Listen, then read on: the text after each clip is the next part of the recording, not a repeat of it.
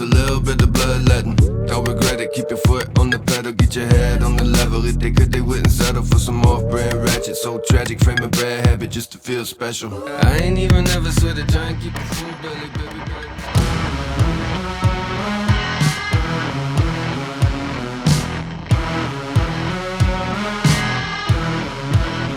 Get lost in the moment, lift off into motion.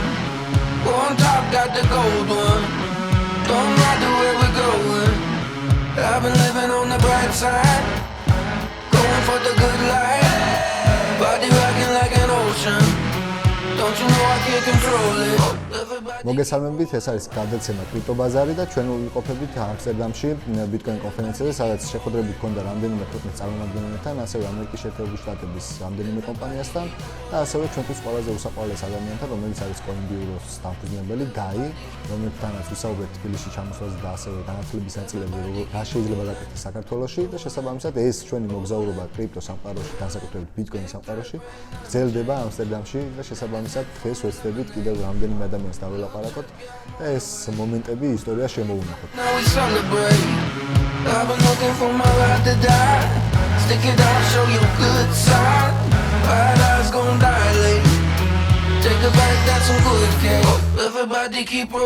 Hello, this is Crypto Bazari from Bitcoin Conference Amsterdam, and we will talk about THNDR Company. We will talk about what's THNDR doing and also what the announcement of new products. Awesome, yeah. I'm Desiree Dickerson, and I am CEO and co-founder of THNDR Games. We are on a mission to onboard the world to Bitcoin through games, and so that's exactly what we've been doing. We have 6 games in the App Store and Google Play, and we have millions of downloads, and about 80% of our users are totally new to Bitcoin. So it's a really great way to introduce people to Bitcoin for the first time. Oh, it's like some kind of educational gaming and giving some information using the game skills, or it's like some kind of just have fun? It's more towards the gaming piece. I wish we did a better job around education, but we're a small team. But it is a great way for people to just get exposure. So people come and they play the games, and they're games that you would be familiar with the game mechanics. So we have a solitaire game. There's one that's very similar to Tetris.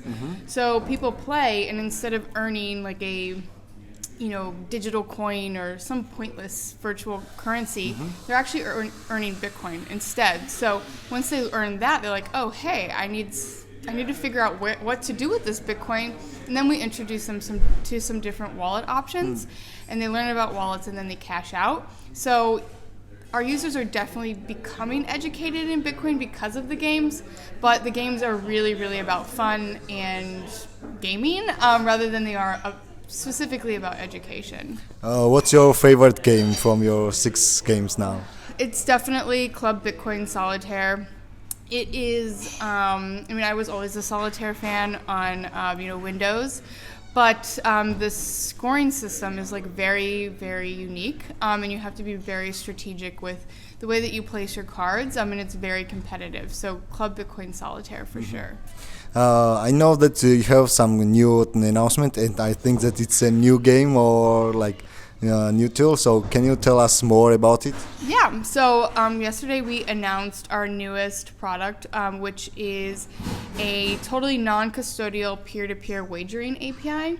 So it makes it possible for anyone, including ourselves, any business, to offer wagering on Bitcoin to their users. So if you were a games developer and you wanted your users to be able to wager on different matches, you can do that using this API. It will be only for like institutions, or also the individuals can use your APIs, and how it works? Yeah, so like kind of indie game developers can definitely use it and just add it to their games.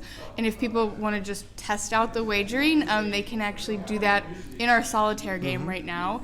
So we did actually integrate our solitaire game with the API, so you can go to clinch.gg, you can test it out, and you can place a wager against friends. So we could say, I'm going to beat you at a game of solitaire, and we can put 100 sats on the line, And then we just sign up with our Lightning-enabled Bitcoin wallets, add our Lightning address, and then we play the match, and then the funds are distributed after. And what's really unique is that us as a company, we never touch the customer funds. So if you're familiar with stake.com, which is a very popular online casino, they do cryptocurrency gambling, they do sports betting. Just last month, they lost $41.3 million of customer funds because they had a vulnerability in their hot wallet in which they were storing customer funds. So for us, like, that's never a problem because we don't actually ever touch user funds, and the wagers happen peer-to-peer, so directly between the users. Yeah, so you don't have any kind of like access to the private keys or anything else from the user side, yeah? Yes. Our audience always want to know what, for example, when the speaker is talking about the product, who is she or he. So can you tell us more about how you decided to be in crypto industry? Yeah, that's a great question. Before I got into Bitcoin, I was in management consulting, so very soul-sucking career. Although, you know, there's lots to be learned from every experience. And I worked actually with a lot of federal clients, and I just became very disenchanted with the bureaucracy, like how things were kind of run, and that really kind of brought me to Bitcoin. You know, it is very much kind of like the antithesis of some of the clients I was working with. And I got really interested, got involved with the community, and then I started working at Lightning Labs. So I was at Lightning Labs for like 3.5 years or so, and then I became really interested in the intersection of like Bitcoin and gaming. Selfishly, I am a gamer. I've grown up gaming, but also I just thought like this was one of the really interesting use cases that Bitcoin could really help, or you know, there's different ways that could really change the industry. So I actually met my co-founder in virtual reality, and he had been working on this. He's a very talented game developer, and he had been experimenting, and then kind of joined forces and made this whole thing a reality. Yeah. Games are like centralized, and you are using the Bitcoin tools to like promote or to push the knowledge about the cryptocurrencies or Bitcoin, like about it, or like you are using the specific blockchain for your games. Yeah, so we use the Bitcoin blockchain, but we use specifically the Lightning Network. So not on average, but just around, I would say users in our games win between like 1 Satoshi and like 300 Satoshis. There's oftentimes people win more, but they're very, very small amounts of money, and these payouts happen every hour. So it's very small payments, very high frequency, and so that would have never been possible on the base layer blockchain. So it's all done on the Lightning Network, so we can do instantaneous, fast payments. The last question: what would be your educational advice for newbies who want to be interested in cryptocurrency, but they have some kind of different thoughts about whole of the industry? Yeah, I think it's really interesting. I think it's always really healthy for people to explore and like make their own decisions. I mean, I am very much like Bitcoin only and Bitcoin focused, but I think it's very healthy to make that assessment from learning about the other cryptocurrencies. I think about Bitcoin specifically, I think Bitcoin Magazine is a great place to learn. I go there frequently, like the BitVM white paper that came out. I went there to read more about that. But I think the other great place to learn is just like via the communities. So, being active on Twitter, engaging with folks who are building on Twitter, hopping in some of these Telegram groups or other different places. You can really just learn from the folks who are building, and I think that's the best thing, is just get on the ground. I know Ellen Bitz was doing a talk or a workshop earlier, and just visiting those individuals and like learning about their projects, what they're building, why they're building, and then that's kind of the best way to explore and kind of build your knowledge base. Yep. Thank you guys. It was the Crypto Bazari from Bitcoin Conference Amsterdam, and see you soon.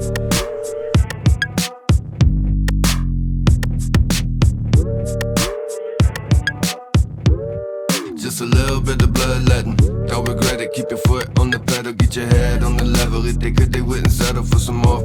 watch it so tragic, frame a bad habit just to feel special. I ain't even ever sweat a giant, keep a full belly, very bad melody, huh? What you telling me? You think you get too bad to go ahead? You line up whichever row you're working on.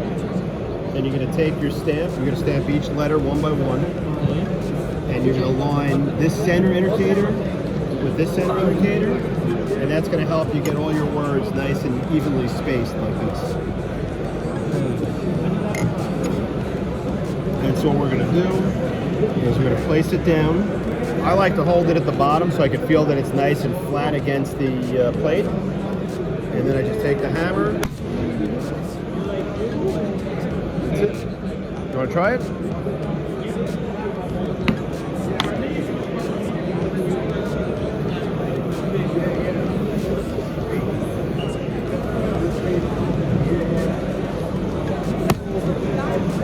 That's good. You want to go a little harder than that, and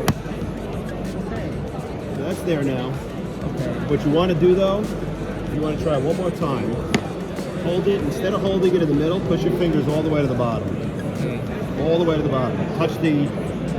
Move these all the way down. I just kind of like bridge it there, so you can rock it and feel that it's flat. So this is pretty inexpensive. I think it normally retails for like €8, 7 or 8 euros. Yeah. You got 24 pages in here, and at least you're protected from fading and humidity and flooding, which is more likely than fire. I don't even worry about it, don't worry about it. I've been on some gratitude, ain't wasted getting mad at you. I don't even worry about it, don't worry about it. I've been living large, there you are in the rear view. I don't even worry about it, don't worry about it, don't worry about it, don't worry about it. I don't even worry about it, don't worry about it. I've been cutting loose ends, up not what you wanna do. I don't even worry about it, don't worry about it. I've been on some gratitude, ain't wasted getting mad at you. I don't even worry about it, don't worry about it. I've been living large, there you are in the rear view. I don't even worry about it, don't worry about it, don't worry about it, don't worry. I saw you walking further away,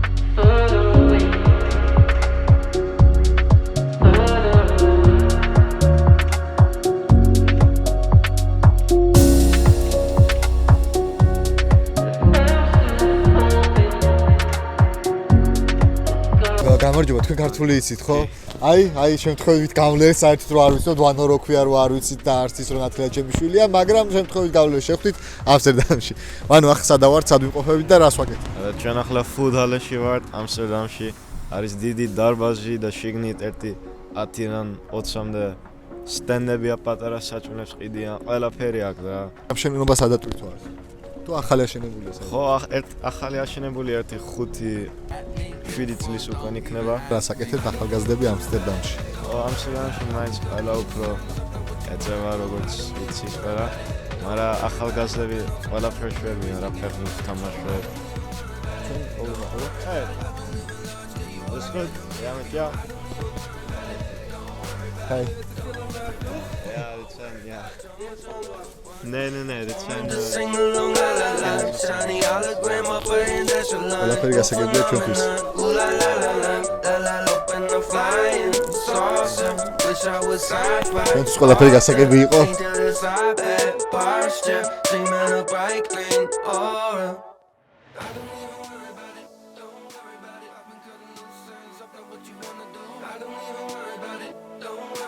I've been on some gratitude, ain't wasted getting mad at you. I don't even worry about it, don't worry about it. შეხედის ჭამე, მოწიე, კარგი, შემოდი ჭამე შიგნით. გაგეხსნება და შეავსე კუჭი.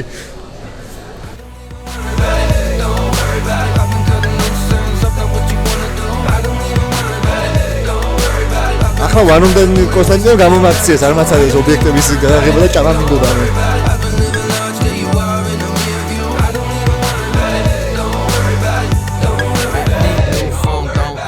Ask me. I don't even worry about it, don't worry about it. I've been cutting loose ends, up to what you wanna do. I don't even worry about it, don't worry about it. I've been on some gratitude, ain't wasted getting mad at you. I don't even worry about it. Hello, this is Kruto Bazari from Bitcoin conference Amsterdam, and we will have the interview with Scott, and Scott will introduce us the company and it's himself, what they are doing and how they are doing it.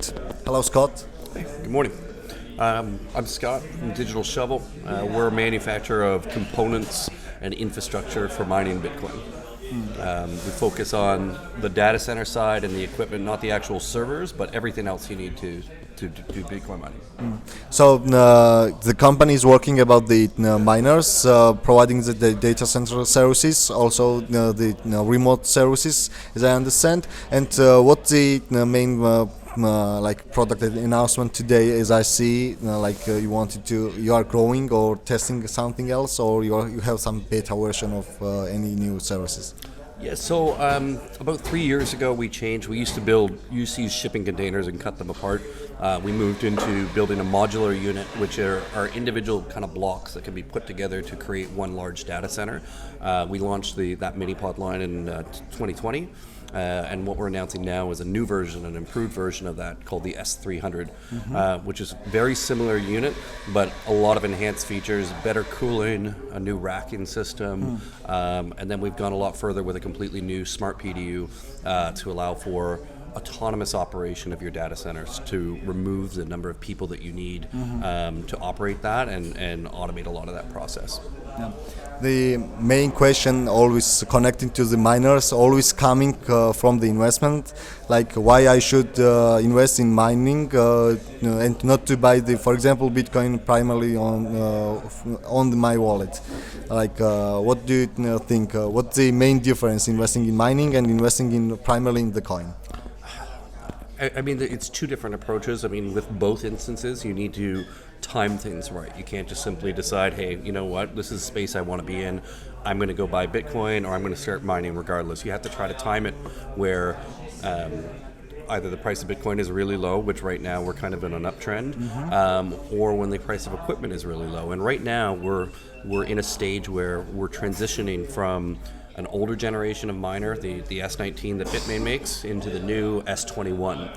And as a result, there's going to be a lot of people liquidating their old equipment, especially the big publicly traded companies moving into new stuff, which means there's going to be opportunity to buy equipment really cheap, and you can generate those Bitcoins potentially by the time you look at your cost of your machines and your electricity for cheaper than it would have been to acquire the miners. So I think it's a great time for people to be getting into that space, because you're going to see a lot of second market equipment at really competitive prices.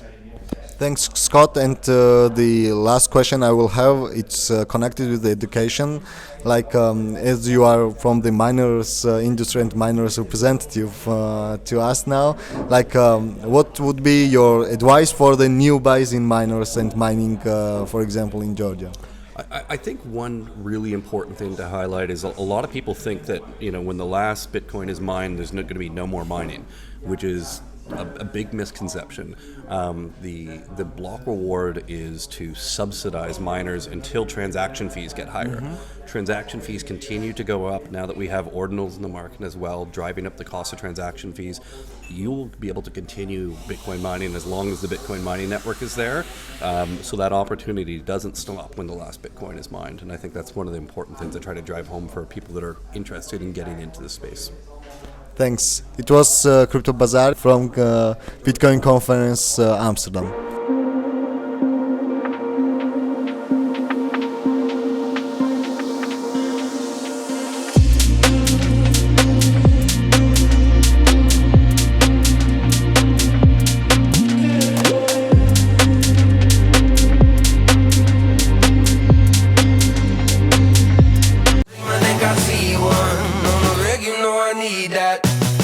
მოვედით ანტვერპში უკვე გვექნება პატარა ჩვენებური შეხვედრები გავატაროთ ახლა ეს აქაც სოდნიათ თურმე ქართული დაყენებები გზაში